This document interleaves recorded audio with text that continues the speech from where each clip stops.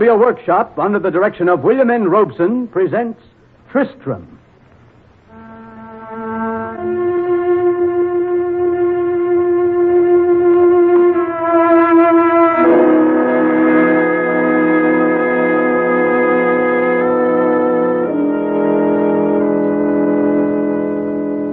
Tonight, the Columbia Workshop is proud to produce the world's first dramatization of the Pulitzer Prize-winning poem, Tristram, by the late Edwin Arlington Robinson.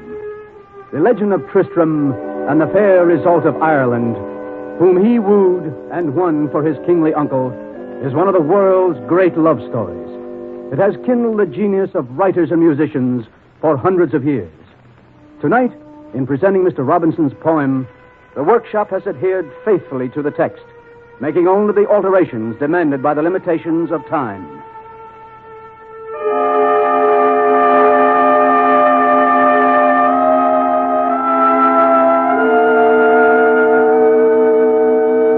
The Columbia Workshop presents Tristram.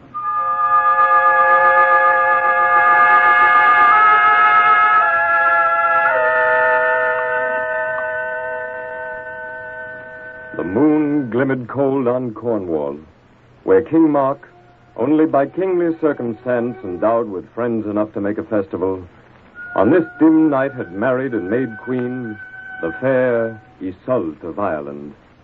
Tristram, nephew to the king, leaned alone upon a parapet below the lights of High Tintagel, where gay music had whipped him as a lash and driven him out into the misty night. Before long now, that music and that wordless murmuring of distant men and women would cease. The mocking lights above him would go out. There would be silence, and King Mark would hold Isolde. Isolde of the dark eyes, Isolde of the patrician, passionate helplessness, Isolde of the soft, waving, blue-black hair, Isolde of Ireland, in his arms. And it was he, Tristram, who had achieved all this. No wonder he had left the wedding feast. No wonder, gazing at emptiness, he scarcely heard the troubling sound of Gouvernail's slow steps on that. Good God in heaven, were ever body and soul more sick than mine? No God will answer you to say, Tristram. Well, Gouvernail, what word is my illustrious, most amorous, and most imperious Uncle Mark prepared for you to say to me that you come scowling so far down here to say it? Tristram, I left the king annoyed and anxious on your account, and for the nonce not pleased. What most annoys my uncle for the nonce? God knows that I have done for him of late more than an army made of nephews only shall ever be fools enough to do again. When tired of feasting and too much talk and too much wine and too much happy music, may not his royal nephew have some heir, even though his annoyed uncle be a king? Oh, forgive me, Tristram, but I am old for this. The king knows well what you have done for him, but the king does not know and cannot know your purpose in an act ungenerous, if not unseemly. What shall I say to him if I go back to him alone? Say to the king that if the king command implacably my presence, I will come. But say as an addition that I am sick, and that another joyful hour with him this night, well, it might have eventful influences. If you doubt that, or take it ill, say to the king I'm drunk, that in my joy my caution crept away like an unfaithful hound and went to sleep. Ah, Tristram, will you not come with me to see the king and queen together? Or must I mumble, as I may, to them alone this weary jest of your complaint? God's love, have I not seen the two together? And as for my complaint, mumble or not. Mumble or shriek it, or should see fit, call for my harp and sing it. Tristram, I can see no good coming out of this, but I will give your message as I can, and with as light misgiving as I may. God be with you. Oh, if only I were dead or dreaming now. But I am neither. I am living and awake. If this be life, what a soul-healing difference death must be, being something else. Isolde of Ireland. The sorrow in his name came out. and he was Tristram. Until the woman whom he loved, but honor bound, had wooed and won for Mark his uncle, appeared beside him on the parapet. Iseult of Ireland, with all her dark young majesty unshaken, came nearer to him and said nothing, till terror born of passion became passion reborn of terror, while his lips and hers put speech out like a flame put out by fire.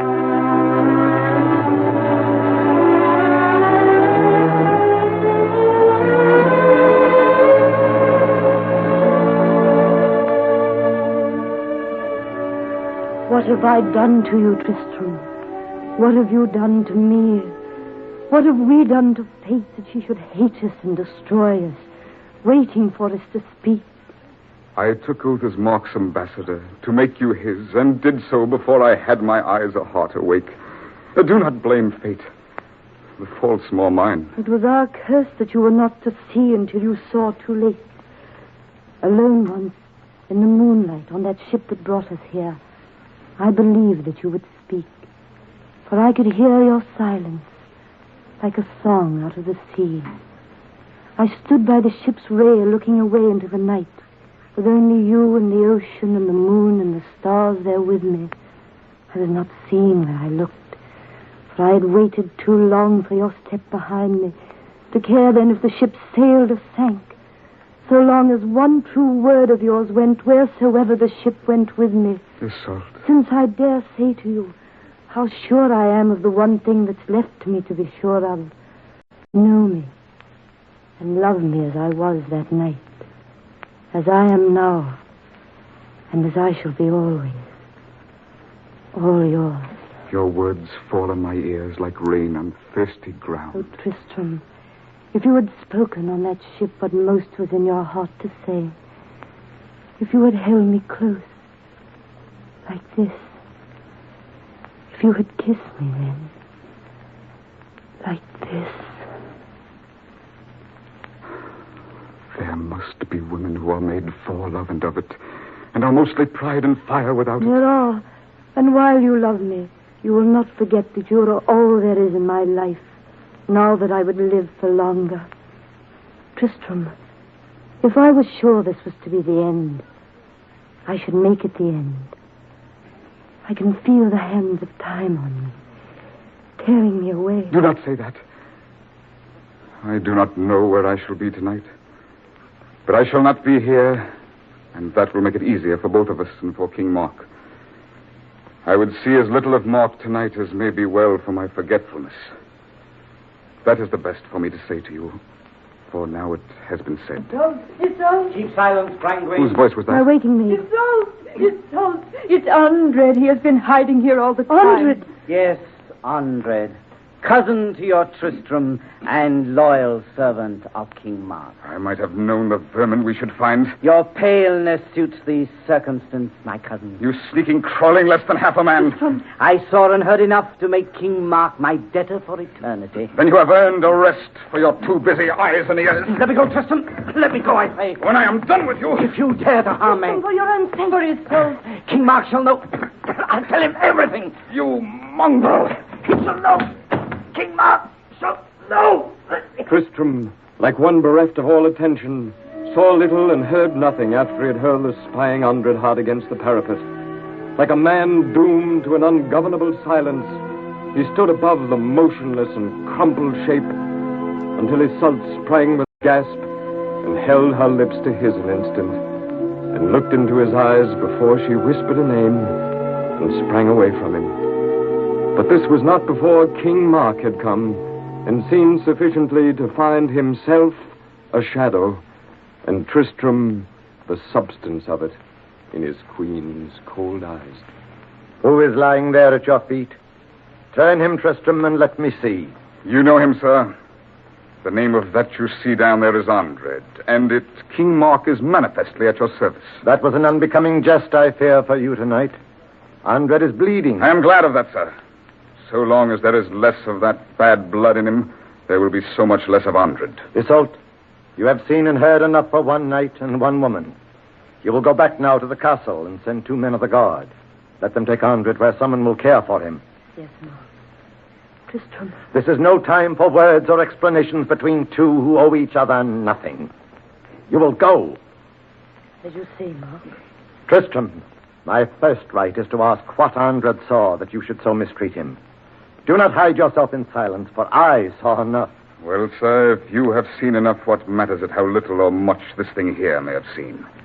His reptile observation must have gathered far less than you prepared him to report. Andred's act was of a loyalty as well-intentioned as it was unsought and unforeseen by me. I swear to this, Tristram. Is there as much of truth in you as that? I know these kings' beginnings, and I know the crafty clutch of their advantages over the small who cringe. It appears that a place waits for my apology to fill. Your plea for pardon has the taint of doubt upon it. Yet I shall make a minute of it, here by the smudge of a sick lamp that smells of all I thought was honor. Honor? From you? If you found honor walking here in Cornwall, you would send men to name it and would arrest it as a trespasser. Well, Tristram, knight-at-arms and man of honor, if you were not the son of my dead sister, I should be oppressed to say how long the sight of you alive would be the living cross that my forbearance might have to bear. But I can at least expunge the sight of you henceforth from Cornwall, if you care to live. King Mark, my liege. Andred is waking up, it seems. If he were not my lizard cousin, he might not be awake. I heard that, Tristan. I shall remember that. But I heard more. I heard the Queen say, Tristram, I am all yours, all yours. And then she kissed you till her mouth might have been part of yours. Let the king say if I'm lizard now, or if I serve him well. You... No. I cannot kill a worm like you. Yet a voice tells me I had better do so. Go away, Andred. Or let the king say that. You are no slave of mine. You had better go, Andred, if you can. Someone will meet you on the way. Oh, my bag, my bag. But it was worth it, Tristram, cousin. It was worth it. Monster. Tristram, I cannot trust myself much longer with you before me to be more than man. Why have you come between me and my queen, stealing her love as you might steal my gold? Good God in heaven, is this honor? Where there was never any love to steal, no love was ever stolen. Honor. Oh, yes, if all the rituals and lies and jigs and drinking that make a marriage of an immolation... By heaven, if you say one more word like that, one of us will be left here dead. But no. No, I must be mindful of who you are. Besides, it may be that a reptile with green eyes arrived for a long feeding on your heart. Is this your way to make a madman of me? If so, before you take my reason, take my life. Yet you have already taken that. You have drawn your sword against the king, Tristram. Now put it back. Your speech to me before was nearer your last than you are near to me. Yet I'll not have your blood. I'll have your life instead, since you're sure your life means only one woman. And I will keep it far from you, so far that you shall hunger for it always. When you go down those stairs for the last time, and that time will be now, you leave Cornwall farther behind you than hell's way from heaven is told in leagues. And if the sight of you offends again my kingdom and infects it, I swear by God you will be chained and burned. And while you burn, her eyes, Isolt's, will be held open to watch your passion cooling in the flames. Go, and may all infernal fires attend you, you and your nights and days, and all your dreams of her that you have not and shall have never. After one long look upward at those lights that soon would all be out, as if in seeing them he saw Isolde, Tristram swayed and trembled, and then slowly disappeared down the long stairs.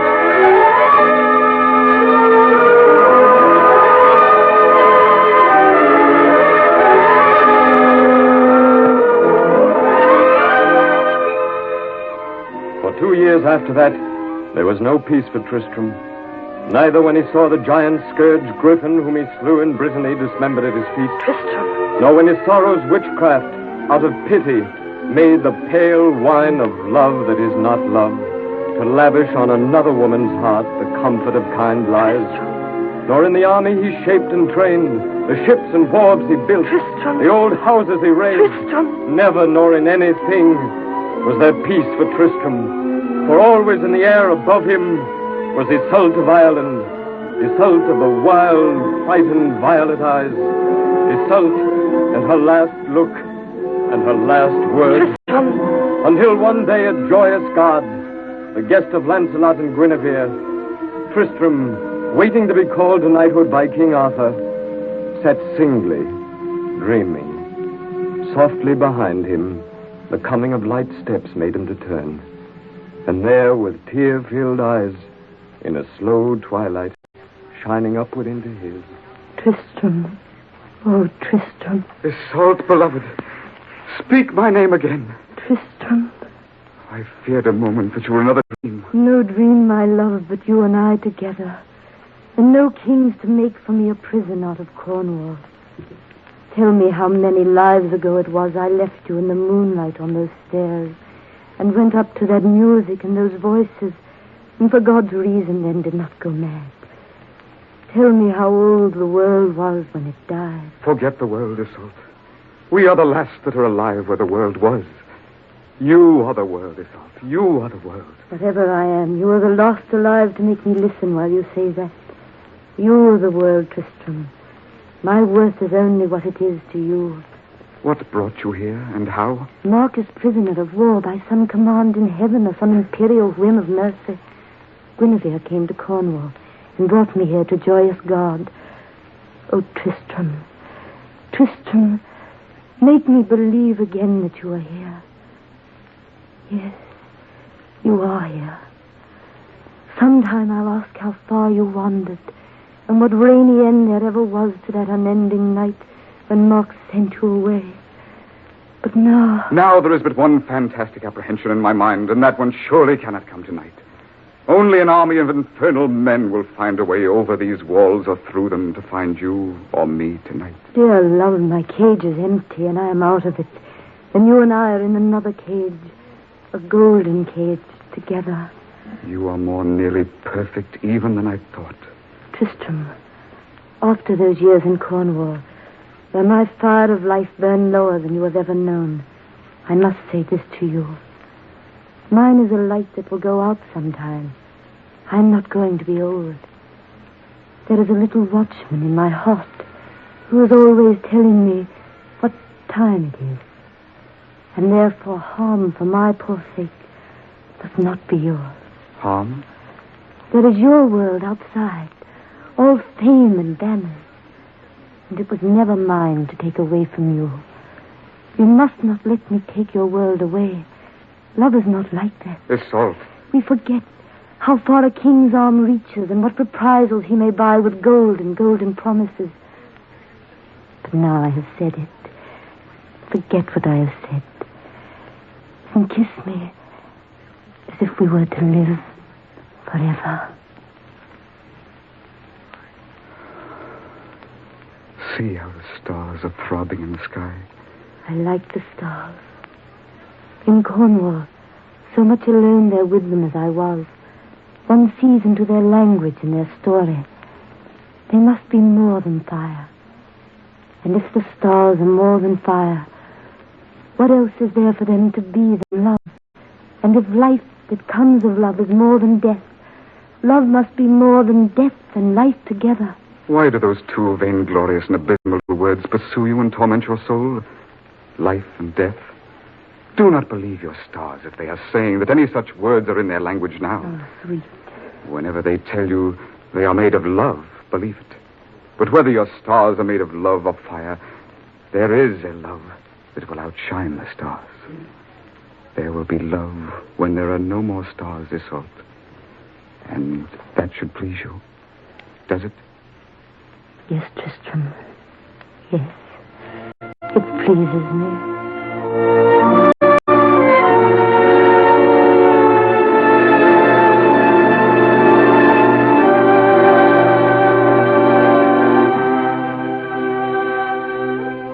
Summer was going, and while autumn came, Tristram could see no cloud between them and the sun, until one day, returning from a journey not far off, with leaves and flowers and wild roses for himself, singing his happy way back to the gate of joyous God.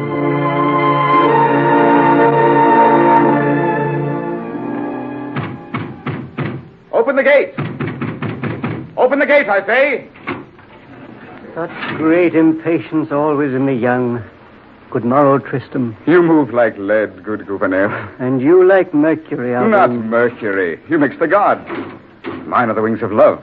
But where's Isolde? Not here to meet me, as she always is. Isolde! Isolde! Why is the house so full of silence, Gouverneur? What is the shadow on your face? How shall I answer you? Isolde! Isolde! What are these drops of fear upon my brow? A woman need not be always in one place. Isolde! Isolde! Speak to me, Gouverneur. Where is Isolde? Mark is abroad again. Mark! The devil is at work, and he came here.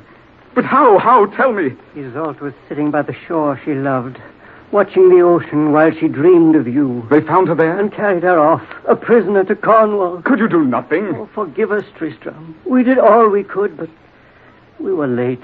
And I was late. Oh, God, that joy should so dismember reason. I should have never left her side. I should have guarded her in every moment as a miser guards his gold. I should have... There is no help for you or her in chiding your own heart this way. A broken heart is broken. So are two. Have done with weeping, Tristram. What shall I do, Gouverneur? Tell me if you are my friend. What shall I do? You can do nothing now. The day may come when you shall beat your way through fire and steel to see her face again. But now, if I were you, I fancy I should tear one more leaf out of my book and let the next new page be its own story.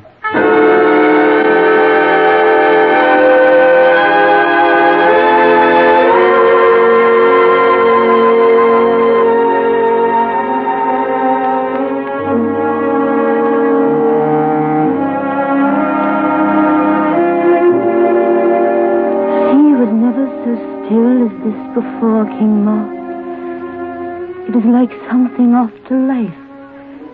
It is not like death. Perhaps the sea is like ourselves, and has as much to say of storms and calms that shake or make it still, as we have power to shake or to be still. I do not know. I should have lost my nature not to take you away from Tristram when I could, but now, having you here, I'm not so sure of nature as once I was. A month ago, your Tristram might have stepped from folly to sure death had his blind feet found Cornwall. But not now. Your gates and doors are open. All I ask is that I shall not see him.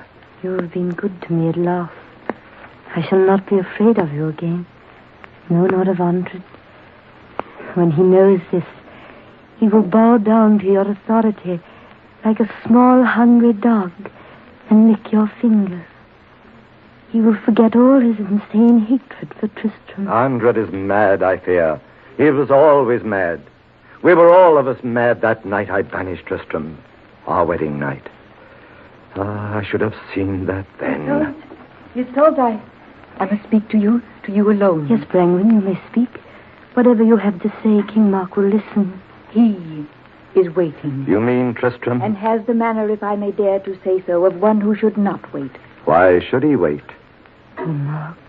Go bring him here, Brangwyn, and say your mistress waits for him. Once, King Mark, at once. And I shall leave you both alone together now, at last, as if our enmity, Tristram's and mine, had never been. Farewell, Isolde. Poor Mark. So much of kindness out of so much torment. And now, poor Tristram. So much of anguish out of so much love.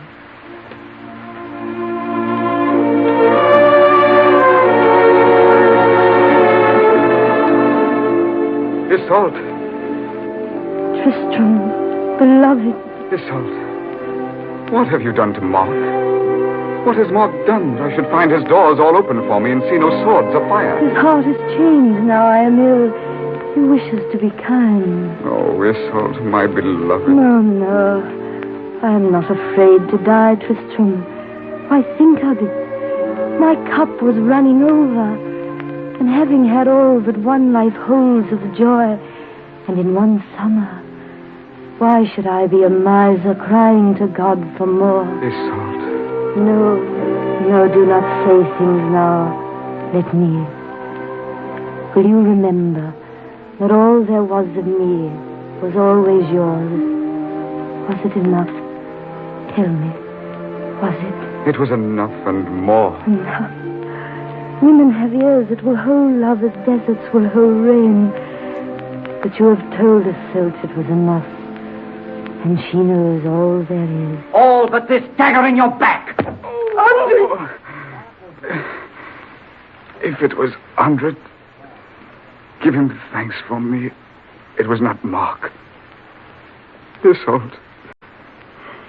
Tristram, wait. I come. Let the king say now who is a lizard and who serves him well. Isolde! Andred, what cries were those I heard?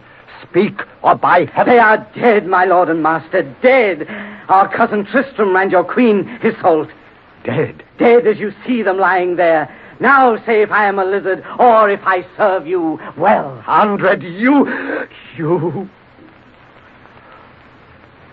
I do not know what you have done, Andred.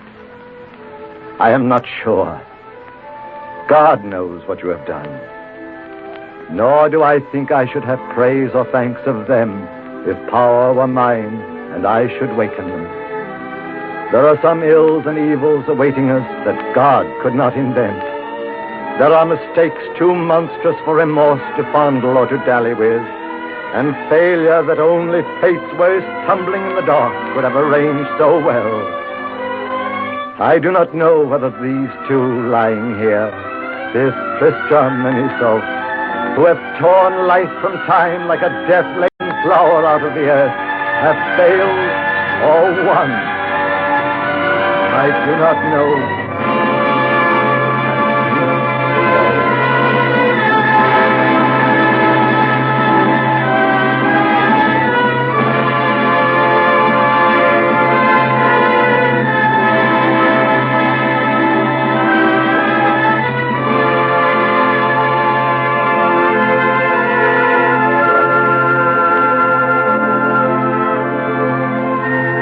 You have just heard the Columbia Workshop production of Tristram by Edwin Arlington Robinson.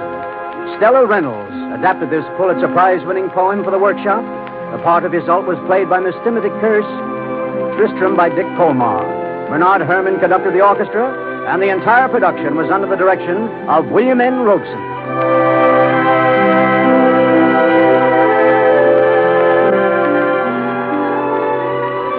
This is the Columbia Broadcasting System.